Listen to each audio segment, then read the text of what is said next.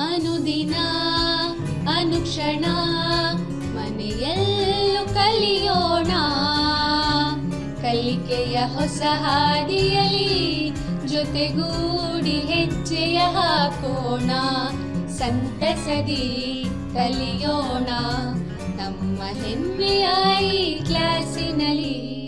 Yes sir. Yes teacher. Present ma'am. ಪ್ರೀತಿಯ ಮಕ್ಕಳೇ, 7ನೇ ತರಗತಿಯ ವಿಜ್ಞಾನ ವಿಡಿಯೋ ಪಾಠಕ್ಕೆ ತಮಗೆಲ್ಲರಿಗೂ ಸ್ವಾಗತ. 7ನೇ ಅಧ್ಯಾಯವಾದ ಹವಾಮಾನ, ವಾಯುಗುಣ, ವಾಯುಗುಣಕ್ಕೆ ಪ್ರಾಣಿಗಳ ಹೊಂದಾಣಿಕೆ ಈ ವಿಚಾರವಾಗಿ ಚರ್ಚಿಸಲಿದ್ದೇವೆ. ಇದು 3ನೇ ಅವಧಿಯಾಗಿದ್ದು, ಈ ಅವಧಿಯಲ್ಲಿ ನಾವು ವಾಯುಗುಣ ಎಂದರೇನು ಅಂತೇಳಿ ತಿಳಿಲಿದ್ದೇವೆ. ಒಂದು ಪ್ರದೇಶದ ವಾಯುಗುಣವನ್ನು ಹೇಗೆ ನಿರ್ಧರಿಸ್ತಾರೆ ಅಂತೇಳಿ ತಿಳ್ಕೊತೀವಿ. ಹವಾಮಾನ ಮತ್ತು ವಾಯುಗುಣಗಳಿಗಿರುವ ಸಾಮ್ಯತೆಗಳೇನು, ಭಿನ್ನತೆಗಳೇನು ಅನ್ನೋದನ್ನು ನೋಡ್ತೇವೆ. ವಿಷುವತ್ ಸಂಕ್ರಾಂತಿಯ ಬಗ್ಗೆ ಮಾಹಿತಿಯನ್ನು ಪಡಿತೇವೆ. ಮಕ್ಕಳೇ, ಈಗಾಗಲೇ 2 ಅವಧಿಗಳಲ್ಲಿ ನಾವು ಸುದೀರ್ಘವಾಗಿ ಹವಾಮಾನದ ಬಗ್ಗೆ ಚರ್ಚೆ ಮಾಡಿದ್ದೇವೆ ಅಲ್ವಾ? ಹವಾಮಾನ ಎಲ್ಲಿ ಬಳಕೆ ಮಾಡ್ತೇವೆ? ವಾತಾವರಣದ ಪರಿಸ್ಥಿತಿಯನ್ನು ತಿಳಿಸ್ಲಿಕ್ಕೆ ಹವಾಮಾನ ಅನ್ನೋ ಪದವನ್ನು ಬಳಕೆ ಮಾಡ್ತೀವಿ ಅಲ್ವೇ? ಅದೇ ರೀತಿ ವಾತಾವರಣದ ಪರಿಸ್ಥಿತಿಯನ್ನು ತಿಳಿಸ್ಲಿಕ್ಕೆ ಇರತಕ್ಕಂತಹ ಇನ್ನೊಂದು ಪದ ವಾಯುಗುಣ. ಶಬ್ದಾರ್ಥವನ್ನು ನೋಡೋದಾದರೆ ಮಕ್ಕಳೇ, ಹವಾ ಎಂದ್ರೂ ಗಾಳಿ, ವಾಯು ಅಂದ್ರೂ ಗಾಳಿ, ಗಾಳಿಯ ಗುಣ ಅಂತ ಹೇಳಿ. ಆದರೆ ಶಬ್ದಾರ್ಥವನ್ನು ಮೀರಿ ನಾವಿಲ್ಲಿ ವಾಯುಗುಣವನ್ನು ಬಳಕೆ ಮಾಡ್ತಾ ಇದ್ದೇವೆ. ಹವಾಮಾನ ಎಂದ್ರೇನು ನಿಮಗೆಲ್ಲ ಸಾಮಾನ್ಯವಾಗಿ ತಿಳಿದಿದೆ ಅಲ್ವಾ? ಒಂದು ಪ್ರದೇಶದ ವಾತಾವರಣದಲ್ಲಿ ಇರ್ತಕ್ಕಂತಹ ಆರ್ದ್ರತೆ, ತಾಪ, ಒತ್ತಡ ಮುಂತಾದ ಅಂಶಗಳನ್ನು ಒಳಗೊಂಡಂತಹ ದೈನಂದಿನ ಸ್ಥಿತಿಯನ್ನು ಆ ಪ್ರದೇಶದ ಹವಾಮಾನ ಅಂತ ಹೇಳ್ತೇವೆ ಅಲ್ವಾ? ಈ ವಾಯುಗುಣ ಹವಾಮಾನದ ಮುಂದುವರಿದ ಭಾಗ. ಏನು ಹಾಗಂದ್ರೆ, ವಾಯುಗುಣ ಅಂತ ಹೇಳಿದ್ರೆ ಸುಮಾರು 25 ವರ್ಷಗಳಷ್ಟು ದೀರ್ಘಾವಧಿಯ ಹವಾಮಾನದ ಸರಾಸರಿ ಮಾದರಿಯೇ ಆ ಪ್ರದೇಶದ ವಾಯುಗುಣ ಅಂತ ಹೇಳಿ ಹೇಳ್ತೇವೆ. ಬನ್ನಿ ಇದನ್ನು ವಿವರವಾಗಿ ನೋಡೋಣ. ನೋಡಿ, ಸಾಮಾನ್ಯವಾಗಿ ಒಂದು ದಿನದ ಹವಾಮಾನದ ವರದಿ ಅಂತ ಹೇಳಿದ್ರೆ ಇಷ್ಟೆಲ್ಲ ಅಂಶಗಳು ನಮಗೆ ಸಿಗತ್ತೆ. ನಾನು ಬೆಂಗಳೂರಿನಲ್ಲಿಯ ಸೋಮವಾರ 11 ಅಕ್ಟೋಬರ್ 2020 ಅಲ್ವಾ, ಈ ಒಂದು ದಿನದ ಹವಾಮಾನದ ವರದಿಯನ್ನು ಸಂಗ್ರಹಿಸಿದ್ದೇನೆ. ಇಲ್ಲಿ ಏನೆಲ್ಲ ಕಾಣ್ಬೋದು ನಾವು? ಗರಿಷ್ಠ ತಾಪ, ಕನಿಷ್ಠ ತಾಪ, ಗಾಳಿಯ ವೇಗ, ಒತ್ತಡ, ಗಾಳಿಯ ವೇಗದ ದಿಕ್ಕು, ಆರ್ದ್ರತೆ ಮುಂತಾದಂತಹ ಅಂಶಗಳನ್ನೆಲ್ಲ ನಾವಿಲ್ಲಿ ಕಾಣಬಹುದಾಗಿದೆ. ಇದೇ ರೀತಿ ನನಗೀಗ ಒಂದು ತಿಂಗಳ ಹವಾಮಾನದ ವರದಿ ಬೇಕಾಗಿದೆ. ಆಗ ನನಗೆ ಈ ರೀತಿಯ 30 ಹವಾಮಾನದ ವರದಿಗಳು ನನಗೆ ದೊರೆಯುತ್ತೆ ಅಲ್ವಾ? ಈ 30 ಹವಾಮಾನದ ವರದಿಗಳನ್ನು ಇಟ್ಕೊಂಡು ವಿಶ್ಲೇಷಣೆ ಮಾಡುವಂಥದ್ದು ಬಹಳ ಕಷ್ಟಕರವಾಗಿದೆ ಅಲ್ವೇ? ಅದಕ್ಕೆ ನಾವು ಏನು ಮಾಡ್ತೀವಿ? ಈ 30 ದಿನಗಳ ಹವಾಮಾನದ ವರದಿಯನ್ನು ಕ್ರೋಢೀಕರಿಸ್ತೇವೆ. ಕ್ರೋಢೀಕರಿಸಿ ಒಂದು ಹವಾಮಾನದ ವರದಿಯನ್ನು ಸಿದ್ಧಪಡಿಸ್ತೇವೆ. ಹೇಗೆ ಕ್ರೋಢೀಕರಣ ಮಾಡುವಂಥದ್ದು ಈ 30 ದಿನಗಳ ಹವಾಮಾನದ ವರದಿಯನ್ನು ಅಂತ ಹೇಳಿದ್ರೆ, ಇದಕ್ಕೆ ನಮಗೆ ಅನುಕೂಲವಾಗುವಂಥದ್ದು, ಸಹಾಯಕ್ಕೆ ಬರುವಂಥದ್ದು ಸರಾಸರಿ. ನಿಮಗೆಲ್ಲ ತಿಳಿದಿದೆ ಅಲ್ವಾ ಸರಾಸರಿ ಬಗ್ಗೆ?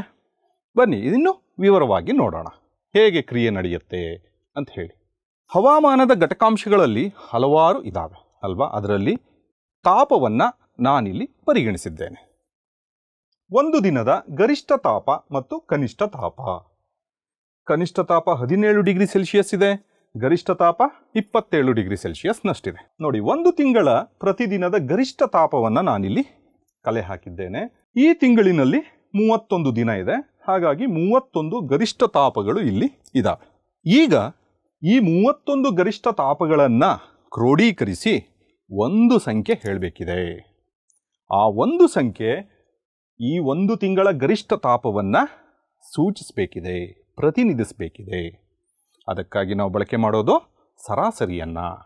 ಹೇಗೆ ಸರಾಸರಿ ಕಂಡುಹಿಡಿಯೋದು? ಸರಾಸರಿ ಅಂತ ಹೇಳಿದ್ರೆ ನೀವೀಗಾಗಲೇ ಗಣಿತದಲ್ಲಿ ಇದರ ಪರಿಚಯ ನಿಮಗಾಗಿರುತ್ತೆ, ದತ್ತಾಂಶಗಳ ಸಂಗ್ರಹಣೆಯಲ್ಲಿ ಅಲ್ವೇ ಮಕ್ಕಳೇ? ದತ್ತಾಂಶಗಳ ಮೊತ್ತ ಬೈ ದತ್ತಾಂಶಗಳ ಒಟ್ಟು ಸಂಖ್ಯೆ. ನಮಗಿಲ್ಲಿ ಬೇಕಾಗಿರೋದು ಒಂದು ತಿಂಗಳ ಸರಾಸರಿ ಗರಿಷ್ಠ ತಾಪ. ಅಲ್ವಾ? ಇದಕ್ಕೆ ಆ ತಿಂಗಳಲ್ಲಿ ಇರ್ತಕ್ಕಂತಹ ಎಲ್ಲ ದಿನಗಳ ಗರಿಷ್ಠ ತಾಪಗಳ ಮೊತ್ತ ನಮಗೆ ಬೇಕಾಗಿದೆ. ಅಂದರೆ ಎಲ್ಲದನ್ನು ಕೂಡಬೇಕಾಗಿದೆ. ಆ ತಿಂಗಳಲ್ಲಿ ಇರ್ತಕ್ಕಂತಹ ಒಟ್ಟು ದಿನಗಳ ಸಂಖ್ಯೆಯಿಂದ ಭಾಗಿಸಬೇಕಾಗಿದೆ. ನೋಡಿ, ಅದಕ್ಕೆ ನಾವಿಲ್ಲಿ ಆ ತಿಂಗಳಲ್ಲಿ ಇರ್ತಕ್ಕಂತಹ ಒಟ್ಟು ದಿನಗಳಲ್ಲಿ ಕಂಡು ಬಂದಂತಹ ಗರಿಷ್ಠ ತಾಪವನ್ನೆಲ್ಲ ಕೂಡ್ತಾ ಬಂದಿದ್ದೀವಿ ಅಂಶದಲ್ಲಿ. ಛೇದದಲ್ಲಿ ಒಟ್ಟು ದಿನಗಳ ಸಂಖ್ಯೆ, ಅಲ್ಲಿ 31 ದಿನಗಳಿತ್ತು, ಹಾಗಾಗಿ 31ರಿಂದ ಭಾಗಿಸ್ತಾ ಇದ್ದೇವೆ.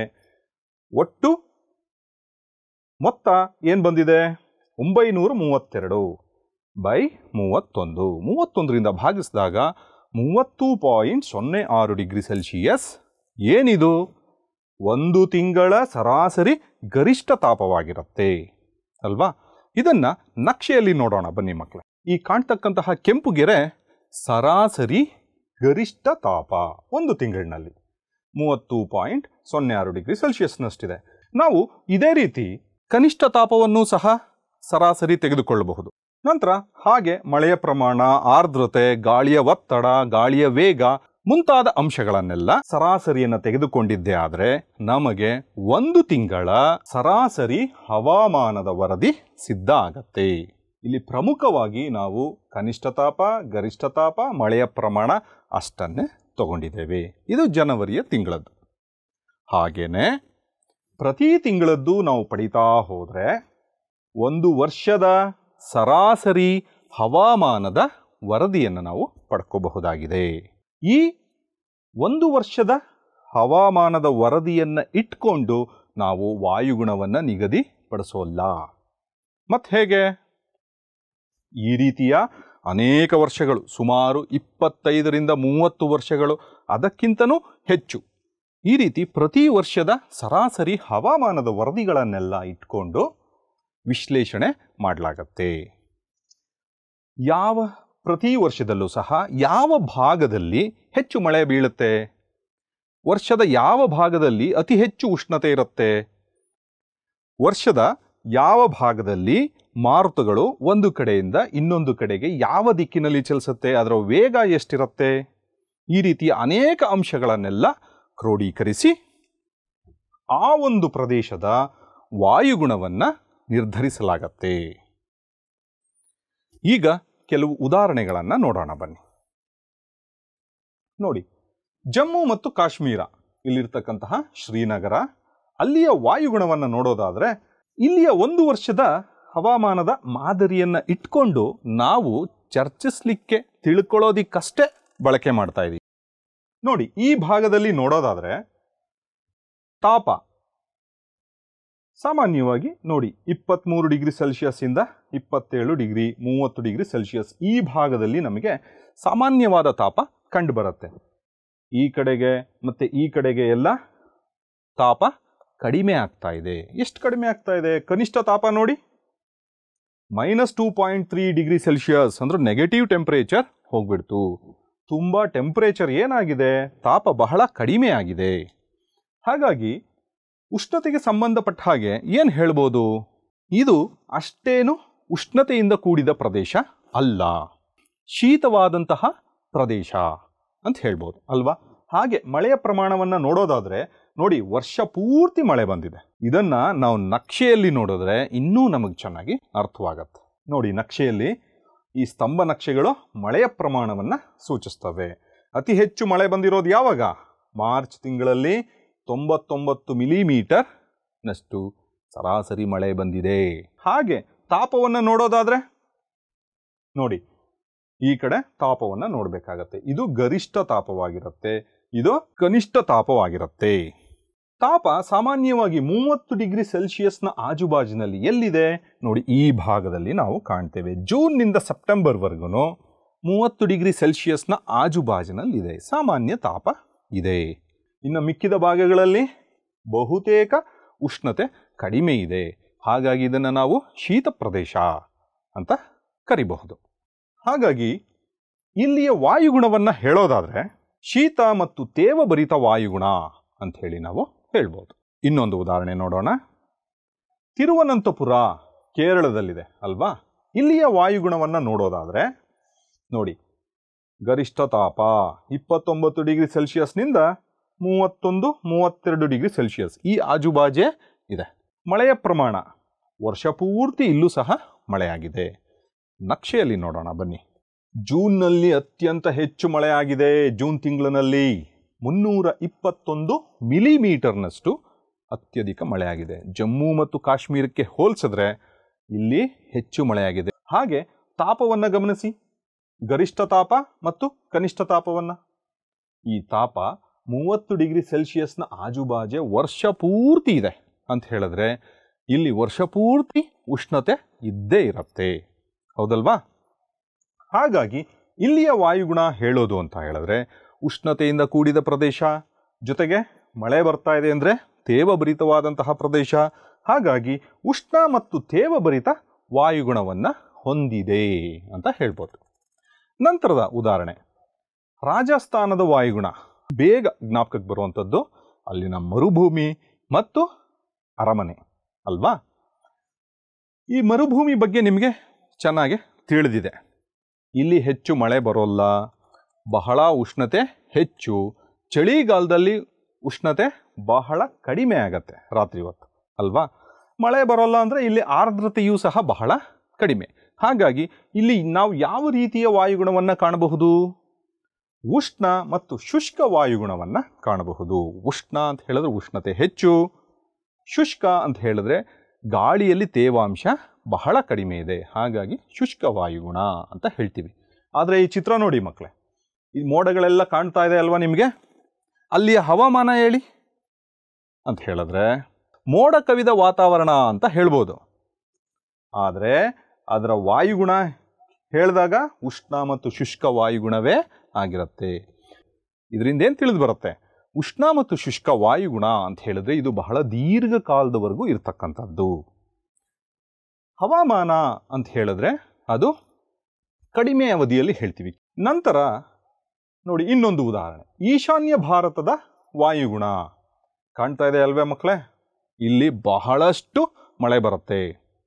ಪ್ರಪಂಚದಲ್ಲಿ ಅತ್ಯಂತ ಹೆಚ್ಚು ಮಳೆ ಬೀಳುವ ಪ್ರದೇಶ ಚಿರಾಪುಂಜಿ, ಮೌಸಿನ್ ರಾಮ್. ಈ ಒಂದು ಈಶಾನ್ಯ ಭಾರತದ ಭಾಗದಲ್ಲಿ ನಾವು ಕಾಣಬಹುದಾಗಿದೆ. ಇಲ್ಲಿ ಹೆಚ್ಚು ಮಳೆ ಬೀಳೋದ್ರಿಂದ ಇದನ್ನು ತೇವಭರಿತ ವಾಯುಗುಣ ಅಂತ ಹೇಳಲಾಗತ್ತೆ. ಹೀಗೇನೆ ನಾವು ಅನೇಕ ರೀತಿಯ ವಾಯುಗುಣಗಳನ್ನು ನೋಡ್ತಾ ಹೋಗ್ಬೋದು. ಅದರಲ್ಲಿ ಕೆಲವು ಬಳಸುವ ಪದಗಳ ಬಗ್ಗೆ ನಾವೀಗ ಗಮನ ಹರಿಸೋಣ. ಉಷ್ಣ ಮತ್ತು ತೇವಭರಿತ ವಾಯುಗುಣ, ಉಷ್ಣ ಮತ್ತು ಶುಷ್ಕ ವಾಯುಗುಣ, ಇವುಗಳನ್ನೆಲ್ಲ ನಾವು ಈಗ ತಾನೇ ನೋಡಿದ್ದೇವೆ. ಧ್ರುವ ಪ್ರದೇಶದ ವಾಯುಗುಣ. ಧ್ರುವ ಪ್ರದೇಶದಲ್ಲಿ ಅಲ್ಲಿಯ ವಾತಾವರಣ ವೈಶಿಷ್ಟ್ಯದಿಂದ ಕೂಡಿರುತ್ತೆ ಅಲ್ವೇ? ತಾಪ ಬಹಳ ಅಲ್ಲಿ ಕಡಿಮೆ ಆಗಿರುತ್ತೆ. ನೀವು ಗಮನಿಸಿರ್ತೀರಿ, ಹಿಮದಿಂದ ಕೂಡಿರುತ್ತೆ. ಆ ಒಂದು ಧ್ರುವ ಪ್ರದೇಶದ ವಾಯುಗುಣವನ್ನು ಮಾದರಿಯಾಗಿ ಇಟ್ಕೊಳ್ಳಾಗತ್ತೆ. ಮರುಭೂಮಿಯ ವಾಯುಗುಣ, ಸಾಗರಿಕ ವಾಯುಗುಣ. ಸಾಗರಿಕ ವಾಯುಗುಣ ಅಂತ ಹೇಳಿದ್ರೆ ಸಮುದ್ರ ತೀರದ ಪ್ರದೇಶಗಳಲ್ಲೆಲ್ಲ ಒಂದು ರೀತಿಯ ವಾಯುಗುಣವನ್ನು ನಾವು ಕಾಣಬಹುದಾಗಿದೆ. ಅದನ್ನು ಸಾಗರಿಕ ವಾಯುಗುಣ ಅಂತ ಹೇಳ್ತೀವಿ. ಹಾಗೆ ಸವನ್ನಾ ಮಾದರಿಯ ವಾಯುಗುಣ. ಸವನ್ನಾ ಅನ್ನೋದು ಒಂದು ಪ್ರದೇಶದ ಹೆಸರಾಗಿರ್ತದೆ. ಆ ಪ್ರದೇಶದಲ್ಲಿ ಹೇಗಿದೆ ವಾತಾವರಣದ ಸ್ಥಿತಿಗತಿ, ವಾಯುಗುಣ, ಅದನ್ನು ಮಾದರಿಯಾಗಿಟ್ಕೊಂಡು ಬೇರೆ ಪ್ರದೇಶದ ವಾಯುಗುಣವನ್ನು ನಾವು ತಿಳಿಸ್ಬೇಕಾದ್ರೆ ಸವನ್ನಾ ಮಾದರಿಯ ವಾಯುಗುಣ ಅಂತ ಹೇಳಿ ಕಂಪೇರ್ ಮಾಡಿ ಹೇಳ್ತೇವೆ. ಹಾಗೆ ಇನ್ನು ಮುಂತಾದ ರೀತಿಯಲ್ಲಿ ಪದಗಳ ಬಳಕೆಯನ್ನು ನಾವು ಮಾಡ್ತೇವೆ. ಮಕ್ಕಳೇ, ಈಗ ಹವಾಮಾನ ಮತ್ತು ವಾಯುಗುಣ ಇವೆರಡರ ನಡುವೆ ಇರ್ತಕ್ಕಂತಹ ಒಂದು ಸಾಮ್ಯತೆ ನಮಗೆ ಗೊತ್ತಾಯಿತು. ಎರಡನ್ನೂ ಸಹ ವಾತಾವರಣದ ಸ್ಥಿತಿಯನ್ನು ತಿಳಿಸ್ಲಿಕ್ಕೆ ಬಳಸ್ತೇವೆ. ಹಾಗಾದರೆ ವ್ಯತ್ಯಾಸಗಳು ಏನೇನಿದೆ ಇದನ್ನು ಸ್ವಲ್ಪ ವಿವರವಾಗಿ ನೋಡೋಣ ಬನ್ನಿ. ಹವಾಮಾನ ಆಂಗ್ಲ ಭಾಷೆಯಲ್ಲಿ ವೆದರ್ ಅಂತ ಹೇಳಿ ಕರಿತೀವಿ. ವಾಯುಗುಣ ಅದನ್ನು ಕ್ಲೈಮೇಟ್ ಅಂತ ಹೇಳಿ ಕರಿತೀವಿ. ನೋಡಿ, ಹವಾಮಾನ ಎಂದ್ರೇನು? ನಿರ್ದಿಷ್ಟ ಸಮಯದಲ್ಲಿ ನಿರ್ದಿಷ್ಟ ಪ್ರದೇಶದ ವಾತಾವರಣದ ಸ್ಥಿತಿ. ನಿರ್ದಿಷ್ಟ ಸಮಯ ಅಂದ್ರೇನು? ಇಲ್ಲಿ ಅತ್ಯಂತ ಕಡಿಮೆ ಅವಧಿಯನ್ನು ತಗೊಂತೀವಿ. ಗಂಟೆಗಳಾಗಿರ್ಬೋದು, ದಿನಗಳಾಗಿರ್ಬೋದು. ಪ್ರದೇಶ, ಚಿಕ್ಕ ಪ್ರದೇಶವನ್ನು ಇಲ್ಲಿ ಆರಿಸ್ಕೊಂಡಿರ್ತೀವಿ. ಪಡೆದ ಪರಿಸ್ಥಿತಿ ಏನಿದು? ವಾತಾವರಣದ ಸ್ಥಿತಿ, ಪಡೆದ ಪರಿಸ್ಥಿತಿ ಅಂತ ಹೇಳಿದ್ರೆ ಇಂದು ವಾತಾವರಣದಲ್ಲಿ ಸ್ಥಿತಿ ಹೇಗಿದೆ? ಹವಾಮಾನದ ಘಟಕಾಂಶಗಳಾದ ತಾಪ, ಆರ್ದ್ರತೆ, ಒತ್ತಡ, ಮಳೆ ಪ್ರಮಾಣ, ಮೋಡ ಇವುಗಳೆಲ್ಲ ಹೇಗಿದೆ, ಏನಿದೆಯೋ ಅದನ್ನು ಸೂಚಿಸ್ತೀವಿ. ಹಾಗಾಗಿ ಅದು ಪಡೆದ ಪರಿಸ್ಥಿತಿ. ವಾಯುಗುಣ, ಕ್ಲೈಮೇಟ್ ಅಂತ ಹೇಳ್ತೀವಿ. ದೀರ್ಘಾವಧಿಯಲ್ಲಿ ಒಂದು ಪ್ರದೇಶದ ನಿಗದಿತ ಹವಾಮಾನದ ಮಾದರಿ. ಇಲ್ಲಿ ದೀರ್ಘಾವಧಿ ಅಂತ ಹೇಳಿದ್ರೆ ಮಕ್ಕಳೇ ನಿಮ್ಗೆ ಈಗಾಗಲೇ ಗೊತ್ತಿದೆ, 25 ವರ್ಷ ಅಥವಾ ಅದಕ್ಕಿಂತ ಹೆಚ್ಚಿನ ವರ್ಷಗಳಷ್ಟು ನಾವು ವೀಕ್ಷಣೆಯನ್ನು ಮಾಡ್ತೀವಿ ಅಲ್ಲಿಯ ಹವಾಮಾನದ ಸರಾಸರಿಯನ್ನು. ವಿಸ್ತಾರವಾದ ಪ್ರದೇಶ, ಇಲ್ಲಿ ಪ್ರದೇಶ ಸಣ್ಣ ಪ್ರದೇಶ ತಗೊಳ್ಳಲ್ಲ, ವಿಸ್ತಾರವಾದ ಪ್ರದೇಶವನ್ನು ತಗೊತೀವಿ. ಜೊತೆಗೆ ಹವಾಮಾನದ ಮಾದರಿ ನಿರೀಕ್ಷಣೆ ಅಂತ ಹೇಳ್ತೀವಿ. ಅಂದರೆ ನಾವು ಸಾಕಷ್ಟು ವರ್ಷಗಳಿಂದ ನೋಡ್ತಾ ಬಂದಿರ್ತೀವಿ ಅಲ್ವಾ, ವರ್ಷದ ಯಾವ ಭಾಗದಲ್ಲಿ ಹೆಚ್ಚು ಬಿಸಿಲು ಬರಬಹುದು, ಯಾವ ತಿಂಗಳಿನಲ್ಲಿ ಹೆಚ್ಚು ಮಳೆ ಬರಬಹುದು ಅಲ್ವಾ, ಹೆಚ್ಚು ಚಳಿ ಯಾವಾಗಿರುತ್ತೆ, ಈ ರೀತಿಯ ಎಲ್ಲ ಅಂಶಗಳನ್ನು ಗಮನಿಸ್ತಾ ಬಂದಿರ್ತೀವಿ. ಹಾಗಾಗಿ ಇಲ್ಲಿ ಮೊದಲೇ ನಾವು ನಿರೀಕ್ಷಿಸ್ತೀವಿ. ಈಗ ಬೆಂಗಳೂರಿನಲ್ಲಿ ಸೆಪ್ಟೆಂಬರ್ ತಿಂಗಳಲ್ಲಿ ಅತ್ಯಧಿಕ ಮಳೆ ಬರುತ್ತೆ ಸಾಮಾನ್ಯವಾಗಿ ಪ್ರತಿ ವರ್ಷದಲ್ಲೂ. ಹಾಗಾದರೆ ಈ ವರ್ಷ ಸೆಪ್ಟೆಂಬರ್ನಲ್ಲಿ ವಾಡಿಕೆಗಿಂತ ಹೆಚ್ಚು ಮಳೆ ನೋಡ್ತಾ ಇದ್ದೀರಾ. ಇಲ್ಲಿ ವರ್ಷವಾರು ಕೊಟ್ಟಿದ್ದಾರೆ ಮಳೆ ಎಷ್ಟೆಷ್ಟು ಬರ್ತಾ ಇದೆ ಅಂತ. ಈ ಸಾರಿ ನಾವೇನು ಅಂದ್ಕೊಂಡಿದ್ವಿ ವಾಡಿಕೆ ಸಾಮಾನ್ಯವಾಗಿ ಎಷ್ಟು ಬರ್ತಿತ್ತು ಅದಕ್ಕಿಂತ ಹೆಚ್ಚು ಮಳೆ ಬರುತ್ತೆ ಅಂಥೇಳಿ ಏನು ಮಾಡ್ತಾ ಇದ್ದೀವಿ, ನಿರೀಕ್ಷೆಯಲ್ಲಿ ನಾವು ಇದ್ದೇವೆ ಅಲ್ವಾ. ನಂತರ ನೋಡಿ, ಹವಾಮಾನ ನಿರಂತರವಾಗಿ ಬದಲಾಗ್ತಾ ಇರುತ್ತೆ. ನಾವು ಮೊದಲೇ ಸುದೀರ್ಘವಾಗಿ ಚರ್ಚೆ ಮಾಡಿದ್ದೀವಿ, ಗಂಟೆಗೂ ಬದಲಾಗತ್ತೆ, ದಿನಕ್ಕೂ ಬದಲಾಗತ್ತೆ, ವಾರಕ್ಕೂ ಸಹ ಬದಲಾಗತ್ತೆ. ಆದರೆ ವಾಯುಗುಣ ಹೆಚ್ಚು ಸ್ಥಿರವಾಗಿರುತ್ತೆ. ಇಲ್ಲೂ ಸಹ ಬದಲಾವಣೆಗಳಾಗ್ತವೆ, ಆದರೆ ಸಣ್ಣ ಪುಟ್ಟ ಪ್ರಮಾಣದಲ್ಲಿ ಆಗ್ತವೆ. ಅನಿರೀಕ್ಷಿತ ಘಟನೆಗಳನ್ನು ಹೊರತುಪಡಿಸಿ ನಾವು ವಾಯುಗುಣವನ್ನು ನೋಡ್ತೇವೆ, ಆಗ ಹೆಚ್ಚು ಸ್ಥಿರವಾಗಿರುತ್ತೆ. ಅನಿರೀಕ್ಷಿತ ಘಟನೆಗಳು ಅಂದರೆ ಹೇಳಿದ್ರೆ ಭೂಕಂಪ ಇರ್ಬೋದು, ಜ್ವಾಲಾಮುಖಿ ಇರ್ಬೋದು, ಸುನಾಮಿ ಬರಬಹುದು. ಈ ಘಟನೆಗಳನ್ನು ಹೊರತುಪಡಿಸಿ ನಾವು ನೋಡ್ತೇವೆ. ಹಾಗೆ ಹವಾಮಾನದ ಘಟಕಾಂಶಗಳ ಪ್ರಮಾಣವನ್ನು ಅಳೆಯಲು ಉಪಕರಣಗಳ ಬಳಕೆ ಮಾಡ್ತೇವೆ, ಹೌದಲ್ವಾ. Rain gauge, hygrometer, thermometer, barometer, ಹೀಗೆ ಅನೇಕ ಉಪಕರಣಗಳನ್ನು ನಾವಿಲ್ಲಿ ಬಳಕೆ ಮಾಡ್ತೀವಿ. ಆದರೆ ವಾಯುಗುಣದಲ್ಲಿ ನಾವು ಹವಾಮಾನದ ಘಟಕಾಂಶಗಳನ್ನು ಅಳೆಯೋದಿಕ್ಕೆ ಏನು ಉಪಕರಣಗಳನ್ನು ಬಳಸಿದ್ವಿ, ಅದರಲ್ಲಿ ಏನು ರೀಡಿಂಗ್ಸ್ ಬಂದಿತ್ತು, ಅವುಗಳ ಸರಾಸರಿಯನ್ನು ತೆಗೆದುಕೊಂಡು ಲೆಕ್ಕಾಚಾರ ಮಾಡ್ತೇವೆ. ಇನ್ನು ನಕ್ಷೆಯನ್ನು ನೋಡೋದಾದರೆ ಹವಾಮಾನದ ನಕ್ಷೆ ನೋಡಿ ಈ ರೀತಿ ಇರುತ್ತೆ. ಗರಿಷ್ಠ ಕನಿಷ್ಠ ತಾಪ ಇರುತ್ತೆ, ಮಳೆ ಬಗ್ಗೆ ಹೇಳಲಾಗತ್ತೆ, ಆಕಾಶದ ವಿವರಣೆ ಹೇಗಿದೆ ಅಂತ ಹೇಳಲಾಗತ್ತೆ. ವಾಯುಗುಣದಲ್ಲಿ ಬಂದರೆ ನೋಡಿ, ಒಂದೊಂದು ವಿಸ್ತಾರವಾದ ಪ್ರದೇಶವು ವಿವಿಧ ಬಣ್ಣಗಳಿಂದ ಕೂಡಿದೆ. ಒಂದೊಂದು ಬಣ್ಣವೂ ಸಹ ಒಂದೊಂದು ರೀತಿಯ ಒಂದೊಂದು ಮಾದರಿಯ ವಾಯುಗುಣವನ್ನು ಪ್ರತಿನಿಧಿಸುತ್ತೆ. ಕಳೆದ ತರಗತಿಯಲ್ಲಿ ನಾನು ನಿಮಗೆ ಒಂದು ಯೋಜನೆಯನ್ನು ನೀಡಿದ್ದೆ. ಏನದು ಯೋಜನೆ ನೋಡಿ, ಸೂರ್ಯೋದಯ ಮತ್ತು ಸೂರ್ಯಾಸ್ತದ ಸಮಯಗಳು ಒಂದೇ ರೀತಿ ಇರುವುದೇ?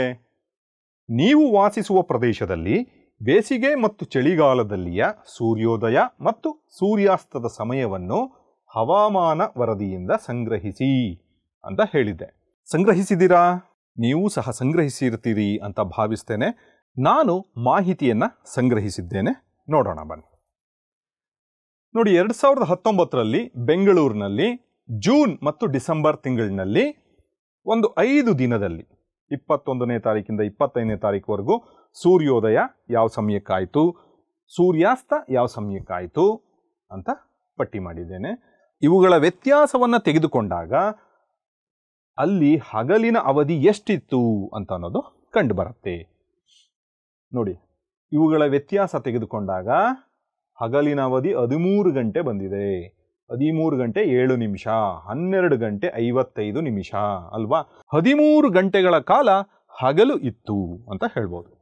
ಅದೇ ರೀತಿ ಡಿಸೆಂಬರ್ನಲ್ಲಿ ಬಂದರೆ ಹಗಲಿನ ಅವಧಿ ನೋಡಿ, 11 ಗಂಟೆ 21 ನಿಮಿಷ, 11 ಗಂಟೆ 32 ನಿಮಿಷ, ಅಂದರೆ ಸರಿಸುಮಾರು 11:30 ಗಂಟೆ ಹಗಲಿನ ಅವಧಿ ಇತ್ತು ಅಂತ ತಿಳಿಬೋದು ಅಲ್ವೇ. ಒಟ್ಟಾರೆಯಾಗಿ ಜೂನ್ನಲ್ಲಿ ಬೇಸಿಗೆ ಕಾಲದಲ್ಲಿ ಹಗಲಿನ ಅವಧಿ ಹೆಚ್ಚಿತ್ತು, ಸುಮಾರು 13 ಗಂಟೆಗಳಿತ್ತು. ಡಿಸೆಂಬರ್ನಲ್ಲಿ ಚಳಿಗಾಲದಲ್ಲಿ ಹಗಲಿನ ಅವಧಿ ಕಡಿಮೆಯಾಗಿತ್ತು, ಸುಮಾರು 11.5 ಗಂಟೆಗಳಷ್ಟು ಇತ್ತು. ಏಕೆ ಹೀಗಾಯಿತು? ನಾವು ಸಾಮಾನ್ಯವಾಗಿ ತಿಳ್ಕೊಳ್ಳೋ ಅಂಥದ್ದೇನೋ, ಹಗಲಿನ ಅವಧಿ ಅಂದರೆ ಬೆಳಿಗ್ಗೆ 12 ಗಂಟೆ ಇರುತ್ತೆ, ರಾತ್ರಿ ಅದು ಸಹ 12 ಗಂಟೆ ಇರುತ್ತೆ, ಎರಡೂ ಸೇರಿ 24 ಗಂಟೆ ಅಂತ ಅಂದ್ಕೊಂಡಿರ್ತೀವಿ ಮೊದಲ ಹಂತದಲ್ಲಿ. ಅದರ ಎರಡನೇ ಹಂತದಲ್ಲಿ ನೋಡಿ, ಸೂಕ್ಷ್ಮವಾಗಿ ಗಮನಿಸಿದಾಗ ಹಗಲಿನ ಅವಧಿ ಬೇಸಿಗೆಯಲ್ಲಿ ಹೆಚ್ಚು, ರಾತ್ರಿಯ ಅವಧಿ ಚಳಿಗಾಲದಲ್ಲಿ ಹೆಚ್ಚು ಅಲ್ವಾ? ಯಾವತ್ತಾದ್ರೂ ಹಗಲಿನ ಅವಧಿ ಮತ್ತು ರಾತ್ರಿಯ ಅವಧಿ ಸಮವಾಗಿರೋ ಅಂತಹ ಸಂದರ್ಭಗಳು ಇದೆಯಾ? ಅಂತಹ ದಿನಗಳು ಇದೆಯಾ ಒಂದು ವರ್ಷದಲ್ಲಿ? ಹೌದು ನೋಡಿ, ಮಾರ್ಚ್ 21 ಮತ್ತು ಸೆಪ್ಟೆಂಬರ್ 23 ಈ 2 ದಿನಗಳಲ್ಲಿ ಪ್ರಪಂಚದಾದ್ಯಂತ ಹಗಲಿನ ಅವಧಿ ಮತ್ತು ರಾತ್ರಿಯ ಅವಧಿ ಸಮವಾಗಿರುತ್ತೆ, ಬಹುತೇಕ ಸಮವಾಗಿರುತ್ತೆ. ಇದನ್ನು ವಿಷುವತ್ ಸಂಕ್ರಾಂತಿ ಅಂತ ಹೇಳ್ತೀವಿ. ಇನ್ನು ಮಿಕ್ಕ ದಿನಗಳಲ್ಲಿ ಏರುಪೇರು ಬದಲಾವಣೆಗಳು ಆಗತ್ತೆ. ಇದು ಏಕೆ ಹೀಗಾಗತ್ತೆ ಅನ್ನೋ ತಿಳಿಯೋ ಕುತೂಹಲ ನಿಮ್ಮಲ್ಲೂ ಇದೆ ತಾನೆ? ಬನ್ನಿ ವಿವರಣೆ ನೋಡೋಣ. ನಮಗೀಗಾಗಲೇ ಗೊತ್ತಿದೆ, ಭೂಮಿಯ ಭ್ರಮಣ ಚಲನೆ ಅಂತ ಹೇಳಿದ್ರೆ ಭೂಮಿ ತನ್ನ ಸುತ್ತಲೂ ತಾನು ಸುತ್ತುತ್ತೆ. ಈ ರೀತಿ ಒಂದು ಪೂರ್ಣ ಸುತ್ತು ಬರೋದಿಕ್ಕೆ ತೆಗೆದುಕೊಳ್ಳುವಂತಹ ಸಮಯ ಎಷ್ಟು? 24 ಗಂಟೆಗಳು, ಅಂದರೆ ಒಂದು ದಿನ. ಇದರಿಂದ ಪ್ರಮುಖವಾಗಿ ಏನು ಉಂಟಾಗತ್ತೆ? ಹಗಲು ಮತ್ತು ರಾತ್ರಿ ಉಂಟಾಗತ್ತೆ, ಹೌದಲ್ವಾ? ಅದೇ ರೀತಿ ಭೂಮಿಯ ಇನ್ನೊಂದು ಚಲನೆ ಇದೆ, ಪರಿಭ್ರಮಣ ಚಲನೆ. ಭೂಮಿ ಸೂರ್ಯನನ್ನು ಅಂಡಾಕಾರದ ಪಥದಲ್ಲಿ ಸುತ್ತುತ್ತೆ. ಈ ರೀತಿ ಒಂದು ಪೂರ್ಣ ಸುತ್ತು ಬರೋದಿಕ್ಕೆ ಎಷ್ಟು ಕಾಲಾವಕಾಶ ಬೇಕು? 365 ಕಾಲು ದಿನಗಳು ಬೇಕು, ಅಂದರೆ ಒಂದು ವರ್ಷ ಅಂತ ಹೇಳ್ತೀವಿ ಅಲ್ವಾ? ಇದರಿಂದ ಏನುಂಟಾಗತ್ತೆ? ಋತುಮಾನಗಳು ಉಂಟಾಗ್ತವೆ. ಯಾವ್ಯಾವು ಋತುಮಾನಗಳು? ಪ್ರಮುಖವಾಗಿ 4 ಋತುಮಾನಗಳನ್ನು ನಾವು ಕಾಣ್ತೇವೆ: ವಸಂತಕಾಲ, ಬೇಸಿಗೆ ಕಾಲ, ಶರತ್ಕಾಲ, ಚಳಿಗಾಲ. ನೋಡಿ, ವಸಂತ ಕಾಲ ಅಂತ ಹೇಳಿದ್ರೆ ಎಲೆಗಳು ಚಿಗುರುವ ಸಮಯ. ಬೇಸಿಗೆ ಕಾಲ ಬಹಳ ಹೆಚ್ಚು ಬಿಸಿಲಿರುತ್ತೆ. ಶರತ್ಕಾಲ ಅಂತ ಹೇಳಿದ್ರೆ ಎಲೆಗಳು ಉದುರುವ ಸಮಯ. ಚಳಿಗಾಲ ಅಂತ ಹೇಳಿದ್ರೆ ಬಹಳ ಚಳಿ ಇರುತ್ತೆ ಅಲ್ವಾ? ಚಳಿಗಾಲ ಡಿಸೆಂಬರ್ನಲ್ಲಿ ನಮಗೆ ಇರುತ್ತೆ, ಹೌದಲ್ವಾ? ಜೂನ್ನಲ್ಲಿ ಬೇಸಿಗೆ ಕಾಲ ಇರುತ್ತೆ. ಪ್ರಪಂಚದಾದ್ಯಂತ ಎಲ್ಲರಿಗೂ ಸಹ ಡಿಸೆಂಬರ್ನಲ್ಲೇ ಚಳಿಗಾಲ ಇರುತ್ತಾ? ಇಲ್ಲ, ಖಂಡಿತ ಇಲ್ಲ. ಗೊತ್ತಲ್ವಾ ನಿಮಗೂ? ಆಸ್ಟ್ರೇಲಿಯಾದಲ್ಲಿ ಬೇಸಿಗೆ ಕಾಲ ಇರುತ್ತೆ, ನಮಗೆ ಚಳಿಗಾಲ ಇದ್ದಾಗ ಅವ್ರಿಗೆ ಬೇಸಿಗೆ ಕಾಲ ಇರುತ್ತೆ. ಏಕೆ ಹೀಗಾಗತ್ತೆ? ಇದಕ್ಕೆ ಕಾರಣಗಳೇನು ಅಂತ ಪ್ರಮುಖವಾಗಿ ನಾವು ನೋಡೋದಾದರೆ ನೋಡಿ, ನಮ್ಮ ಭೂಪ್ರದೇಶ ಯಾವ ಅಕ್ಷಾಂಶದಲ್ಲಿ ಇದೆ ಅಂತ ಅನ್ನೋದು ಬಹಳ ಮುಖ್ಯ ಆಗತ್ತೆ. ನಂತರ ಇನ್ನೊಂದು ಅಂಶ, ನಮ್ಮ ಭೂಮಿ 23.5 ಡಿಗ್ರಿಯಷ್ಟು ವಾಲಿದೆ. ಇದು ಸಹ ಬಹಳ ಪ್ರಮುಖವಾದಂತಹ ಅಂಶ ಆಗಿರುತ್ತೆ. ನಮ್ಮ ಸೂರ್ಯನಿಂದ ಬರ್ತಕ್ಕಂತಹ ನೇರ ಕಿರಣಗಳು ಕರ್ಕಾಟಕ ಸಂಕ್ರಾಂತಿ ವೃತ್ತದ ಮೇಲೆ ಬೀಳ್ತಾ ಇರುತ್ತೆ. ಕೆಲವು ದಿನಗಳ ನಂತರ ಸಮಭಾಜಕ ವೃತ್ತದ ಮೇಲೆ ಬೀಳತ್ತೆ. ಇನ್ನು ಕೆಲವು ದಿನಗಳ ನಂತರ ಮಕರ ಸಂಕ್ರಾಂತಿ ವೃತ್ತದ ಮೇಲೆ ಬೀಳತ್ತೆ. ಇನ್ನು ಕೆಲವು ದಿನಗಳ ನಂತರ ಮಕರ ಸಂಕ್ರಾಂತಿ ಬಿಟ್ಟು ಹೊರಗಡೆ ಹೋಗೋದಿಲ್ಲ, ಮತ್ತೆ ಮೇಲ್ಭಾಗಕ್ಕೆ ಸಮಭಾಜಕ ವೃತ್ತದ ಮೇಲೇನೆ ಬೀಳತ್ತೆ. ಇನ್ನು ಕೆಲವು ದಿನಗಳ ನಂತರ ಮತ್ತೆ ಕರ್ಕಾಟಕ ಸಂಕ್ರಾಂತಿ ವೃತ್ತದ ಮೇಲೆ ಬೀಳತ್ತೆ. ಇನ್ನು ಕೆಲವು ದಿನಗಳು ಕಳೆದ ನಂತರ ಇಲ್ಲೂ ಅಷ್ಟೇ ಮತ್ತೆ ದಾಟಿ ಹೋಗೋಲ್ಲ, ಮತ್ತೆ ಸಮಭಾಜಕ ವೃತ್ತದ ಮೇಲೆ ಸೂರ್ಯನ ನೇರ ಕಿರಣಗಳು ಬೀಳ್ತಾ ಇರ್ತವೆ. ಈ ಒಂದು ಅಂಶ ಹೆಚ್ಚು ನೆನಪಿನಲ್ಲಿಡಿ. ಒಟ್ಟಾರೆಯಾಗಿ ಸೂರ್ಯನ ಬೆಳಕಿನ ನೇರ ಕಿರಣಗಳು ಕರ್ಕಾಟಕ ಸಂಕ್ರಾಂತಿ ವೃತ್ತ ಮತ್ತು ಮಕರ ಸಂಕ್ರಾಂತಿ ವೃತ್ತ, ಈ 2 ವೃತ್ತಗಳ ನಡುವೆಯೇ ಹಾದು ಹೋಗ್ತಾ ಇರತ್ತೆ. ಇದನ್ನು ವಿವರವಾಗಿ ನೋಡೋಣ ಬನ್ನಿ. ಭೂಮಿ ಸೂರ್ಯನನ್ನ ಸುತ್ತಬೇಕಾದ್ರೆ ಈ ಒಂದು 4 ಸ್ಥಾನಗಳು ಬಹಳ ಪ್ರಮುಖವಾಗಿ ನಾವು ಪರಿಗಣಿಸ್ತೇವೆ. ಜೂನ್ 21ರಂದು ನೋಡಿ, ಸೂರ್ಯನಿಂದ ಬಂದಂತಹ ನೇರವಾದ ಕಿರಣ ಎಲ್ಲಿ ಬೀಳ್ತಾ ಇದೆ? ಕರ್ಕಾಟಕ ಸಂಕ್ರಾಂತಿ ವೃತ್ತದ ಮೇಲೆ ಬೀಳ್ತಾ ಇದೆ. ಇದರಿಂದಾಗಿ ಈ ಉತ್ತರಾರ್ಧ ಭಾಗದಲ್ಲಿ, ಉತ್ತರಾರ್ಧ ಗೋಳದಲ್ಲಿ ಹೆಚ್ಚು ಬಿಸಿಲು, ಬೇಸಿಗೆ ಕಾಲವಾಗಿರುತ್ತೆ. ದಕ್ಷಿಣಾರ್ಧ ಗೋಳದಲ್ಲಿ ಕಡಿಮೆ ಬಿಸಿಲು, ಚಳಿಗಾಲವಾಗಿರುತ್ತೆ. ಚಳಿಗಾಲದಲ್ಲಿ ದೀರ್ಘ ರಾತ್ರಿ ಇದೆ, ಬೇಸಿಗೆ ಕಾಲದಲ್ಲಿ ದೀರ್ಘ ಹಗಲನ್ನು ನಾವು ನೋಡ್ತೇವೆ. ಹೇಗೆ ತಿಳಿಯುತ್ತೆ ಇದು ನಮಗೆ? ಇಲ್ಲಿ ನೋಡಿ, ಸಮಭಾಜಕ ವೃತ್ತದಲ್ಲಿ ಸರಿಸುಮಾರು ಹಗಲು ಮತ್ತು ರಾತ್ರಿ ಒಂದೇ ಆಗಿದೆ ಅಲ್ವೇ? ಹಾಗೆ ಕರ್ಕಾಟಕ ಸಂಕ್ರಾಂತಿ ವೃತ್ತದಲ್ಲಿ ಹಗಲಿನ ಅವಧಿ ನೋಡಿ ಅಕ್ಷ ಮೀರಿ ಈ ಕಡೆಗೆ ಬಂದಿದೆ. ಅಂದರೆ ಹೆಚ್ಚು ಬೆಳಗಿನ ಅವಧಿ ಇದೆ, ರಾತ್ರಿ ಅವಧಿ ಕಡಿಮೆ ಇದೆ. ಅದೇ ರೀತಿ ಇನ್ನು ಅಕ್ಷಾಂಶದಲ್ಲಿ ಮೇಲೆ ಮೇಲೆ ಹೋದಂತೆ ನೋಡಿ ಇಲ್ಲಿ ಹಗಲಿನ ಅವಧಿ ಹೆಚ್ಚಿದೆ, ರಾತ್ರಿ ಅವಧಿ ಕಡಿಮೆ ಇದೆ. ಹೀಗೆ ಇನ್ನು ಮೇಲೆ ಮೇಲೆ ಹೋಗ್ತಾ ಹೋಗ್ತಾ ಆರ್ಟಿಕ್ ವಲಯ ಅಲ್ಲಿ ನೋಡಿ ಸಂಪೂರ್ಣವಾಗಿ ಬೆಳಕೆ ಇದೆ, ಅಲ್ಲಿ ಕತ್ತಲಾಗೋದೇ ಇಲ್ಲ. ಜೂನ್ 21ರಂದು ಅಲ್ಲಿ 24 ಗಂಟೆನೂ ಸಹ ಬೆಳಿಗ್ಗೆನೇ ಆಗಿರುತ್ತೆ. ನಂತರ ಈಗ ಸಮಭಾಜಕ ವೃತ್ತದಿಂದ ಕೆಳಗೆ ಬರ್ತಾ ಬರ್ತಾ ನೋಡೋದಾದ್ರೆ ನೋಡಿ ರಾತ್ರಿಯ ಅವಧಿ ಹೆಚ್ಚಿದೆ, ಹಗಲಿನ ಅವಧಿ ಕಡಿಮೆ ಇದೆ. ನೋಡ್ತಾ ಇದ್ದೀರಾ? ಹಾಗೆ ಅಂಟಾರ್ಟಿಕಾ ವಲಯದಲ್ಲಿ ನಾವು ನೋಡೋದಾದ್ರೆ ಗಮನಿಸೋದಾದ್ರೆ ರಾತ್ರಿಯ ಅವಧಿ ಬಹಳ ಹೆಚ್ಚಿದೆ. ಬಹಳ ಹೆಚ್ಚಿದೆ ಅಂದರೆ ಎಷ್ಟಿದೆ? 24 ಗಂಟೆ ಪೂರ್ತಿ ಬೆಳಕು ಬರೋದೇ ಇಲ್ಲ, ಕತ್ತಲೆಯಲ್ಲಿಯೇ ಇರುತ್ತೆ.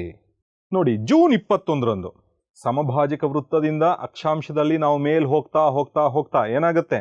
ಮೊದಲು ಸಮವಾಗಿದೆ, ನಂತರ ಬೆಳಕಿನ ಅವಧಿ ಹಗಲಿನ ಅವಧಿ ಹೆಚ್ಚಾಗ್ತಾ ಹೆಚ್ಚಾಗ್ತಾ ಹೋಗಿದೆ. ಧ್ರುವದಲ್ಲಿ ಸಂಪೂರ್ಣವಾಗಿ ಪೂರ್ತಿ ದಿನ ಹಗಲೇ ಇರುತ್ತೆ. ಅದೇ ರೀತಿ ದಕ್ಷಿಣಾರ್ಧ ಗೋಳದಲ್ಲಿ ನಾವು ನೋಡೋದಾದರೆ ಸಮಭಾಜಕ ವೃತ್ತದಲ್ಲಿ ಸರಿಸುಮಾರು ಸಮವಾಗಿದೆ, ನಂತರ ರಾತ್ರಿಯ ಅವಧಿ ಹೆಚ್ಚುತ್ತಾ ಹೆಚ್ಚುತ್ತಾ ಹೋಗಿ ದಕ್ಷಿಣ ಧ್ರುವದಲ್ಲಿ ಸಂಪೂರ್ಣವಾಗಿ ರಾತ್ರಿ ಇರುತ್ತೆ, ಒಂದು ದಿನ ಪೂರ್ತಿ. ಈ ಸೂರ್ಯನಿಂದ ಬರ್ತಕ್ಕಂತಹ ನೇರವಾದ ಕಿರಣ ಕರ್ಕಾಟಕ ಸಂಕ್ರಾಂತಿ ವೃತ್ತದ ಮೇಲೆ ಬೀಳ್ತಾ ಇರೋದು ನಂತರ ಎಲ್ಲಿಗೆ ಬರಬೇಕು? ಸಮಭಾಜಕ ವೃತ್ತದ ಮೇಲೆ ಬೀಳಬೇಕು ಅಲ್ವಾ? ಆ ಬೀಳೋ ಅಷ್ಟೊತ್ತಿಗೆ ಭೂಮಿ ಇಲ್ಲಿಗೆ ಚಲಿಸಿರುತ್ತೆ. ಅಂದರೆ ಸೆಪ್ಟೆಂಬರ್ 23 ಈ ಭಾಗದಲ್ಲಿರುತ್ತೆ. ಇಲ್ಲಿ ಸಮಭಾಜಕ ವೃತ್ತದ ಮೇಲೆ ಸೂರ್ಯನ ನೇರ ಕಿರಣಗಳು ಬೀಳೋದ್ರಿಂದ ಪ್ರಪಂಚದಾದ್ಯಂತ ಹಗಲು ಮತ್ತು ರಾತ್ರಿಯ ಅವಧಿಗಳು ಸಮವಾಗಿರುತ್ತೆ. ಇದು ವಿಶೇಷ. ನಂತರ ಸಮಭಾಜಕ ವೃತ್ತದಿಂದ ನಂತರ ಎಲ್ಲಿಗೆ ಬರುತ್ತೆ? ಮಕರ ಸಂಕ್ರಾಂತಿ ವೃತ್ತದಕ್ಕೆ ಸೂರ್ಯನ ನೇರ ಕಿರಣಗಳು ಬೀಳುವ ಹೊತ್ತಿಗೆ ಭೂಮಿ ಈ ಭಾಗಕ್ಕೆ ಬಂದಿರುತ್ತೆ. ಡಿಸೆಂಬರ್ 22 ನೋಡಿ ಎಲ್ಲಿ ಬೀಳ್ತಾ ಇದೆ? ಮಕರ ಸಂಕ್ರಾಂತಿ ವೃತ್ತ. ಈಗ ದಕ್ಷಿಣಾರ್ಧಗೋಳದಲ್ಲಿ ಹೆಚ್ಚು ಬೇಸಿಗೆ, ಹೆಚ್ಚು ಬಿಸಿಲು, ಬೇಸಿಗೆ ಕಾಲ. ಉತ್ತರಾರ್ಧಗೋಳದಲ್ಲಿ ಚಳಿಗಾಲ. ನಮ್ಮ ಭಾರತ ಇರೋದು ಉತ್ತರಾರ್ಧಗೋಳದಲ್ಲಿ, ನಮಗೆ ಚಳಿಗಾಲ. ಆಸ್ಟ್ರೇಲಿಯಾ ಇರೋದು ದಕ್ಷಿಣಾರ್ಧಗೋಳದಲ್ಲಿ, ಅವರಿಗೆ ಬೇಸಿಗೆ ಕಾಲ. ತಿಳಿತಾ ಮಕ್ಕಳೇ? ನಂತರ ಸೂರ್ಯನಿಂದ ಬಂದಂತಹ ನೇರ ಬೆಳಕಿನ ಕಿರಣಗಳು ಮತ್ತೆ ಸಮಭಾಜಕ ವೃತ್ತದ ಮೇಲೆ ಬೀಳಬೇಕಾಗತ್ತೆ.